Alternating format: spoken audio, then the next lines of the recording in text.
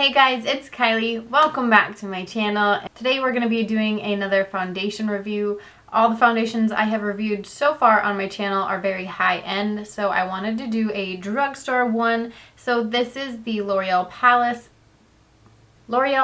Infallible Pro Glow. I know they have different versions of this, but a matte version for oily skin, and I think they have one in between. It's in the Infallible line. So this is the Pro Glow one. So this one is supposed to be a glowy foundation for more dry skin types. Now on the back it says it's got a radiant finish, wears up to 24 hours, medium coverage, and an air-light texture. Pro tip, shake well, dot on the skin in rolling motion for flawless coverage. So since it says that a rolling motion, I'm going to use my beauty blender. That's what I would typically use anyways. And I'm glad I read the back because otherwise I would have never shaken it before. So I already have my face prepped moisturizer, primer, which I have been using this Bobbi Brown Vitamin Enriched face base for my primer. I got this for free in an influencer box. If you haven't seen that video, I'll put it up here somewhere. Anyways, I love this. I've been using it since I've got it. So I've got that on my face, and then we're just going to go straight into this. Now we're going to be using a beauty blender, and what I do with my other dewy foundation is I don't run this under the water and soak it like I normally would for a thicker foundation. What I do is take either my MAC Fix Plus or, I mean, this is almost gone, so you can always fill this back up with water. This actually isn't even MAC Fix Plus in it right now. It's a different setting spray, but I didn't like the sprayer on it, so I put it in here, and I'll probably just add water to it next, and then all I do is spritz the beauty blender, and then I'll squish it a few times just so make sure the moisture gets in throughout the beauty blender. But that way it's not like soaking. I mean, you're not supposed to use a soaking beauty blender anyways. It's supposed to be damp. But this is just like mildly damp. It's not damp. It's just a little damp. So I'm just gonna shake this up. Okay, I think that's good enough. And then we've got a little nice squeezy tube.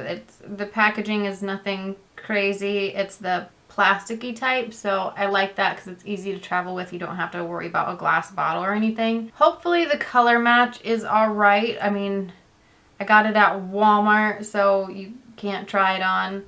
You just got to base it off of what it looks like in the bottle. This is the shade 202 Creamy Natural.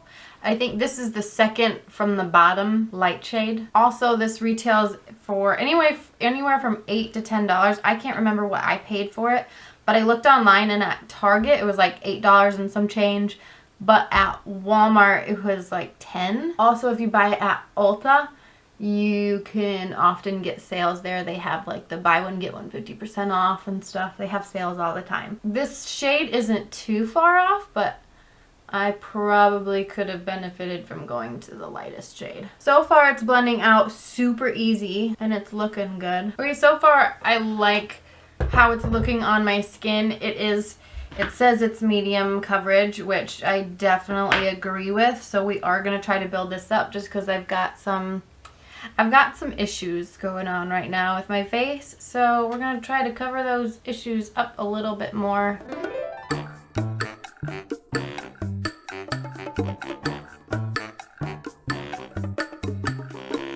This is definitely more of a summer shade for me. Okay, that second layer of foundation definitely helped coverage wise, and it built up beautifully. There's no issues with it patching or just anything weird. It just built up really nice. This is foundation close up.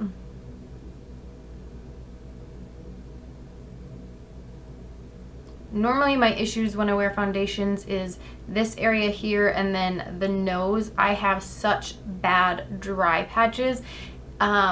The foundations normally accentuate them horribly. So far this foundation is doing a wonderful job at concealing the fact that I have dry patches and dry skin. It looks beautiful on my skin, though my skin hasn't been as bad now that the cold weather's kind of going away. My dry skin is not near as bad. Plus I think the skincare products that I switched to are helping amazingly, so I'll talk about those in another video. Anyways, so far I am really enjoying the foundation. I like the way it looks on my skin. It says it has a radiant finish, which yes, I would say it's more radiant. It's not super dewy, it's not super glowy.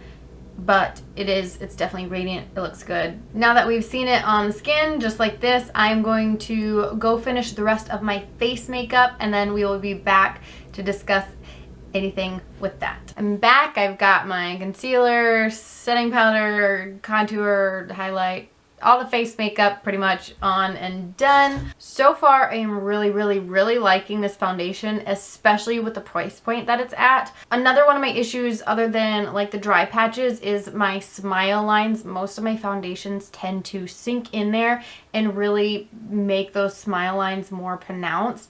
And so far, this foundation hasn't done that. I mean, you can still see my smile lines, and I don't think there's any getting away from that, but they're not nearly as bad as what they could be or normally are with foundations.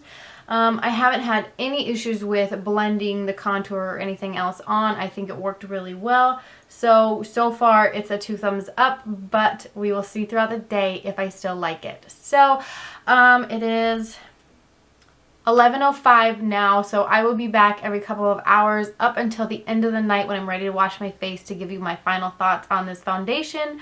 So we will just see you later.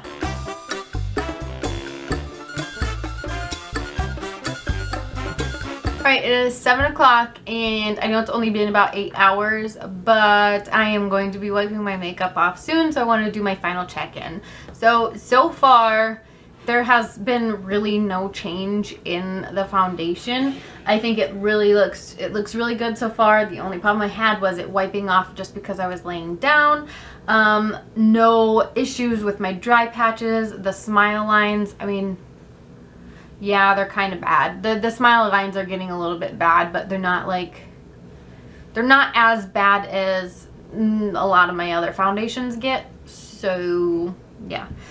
My husband even complimented me on my foundation. The match is not as bad as I thought it was. There's not really any difference. I think this is a really good match for me, so that's awesome. I will definitely be reaching for this foundation more, especially with the price point that it's at, with being $10 or $8 to $10.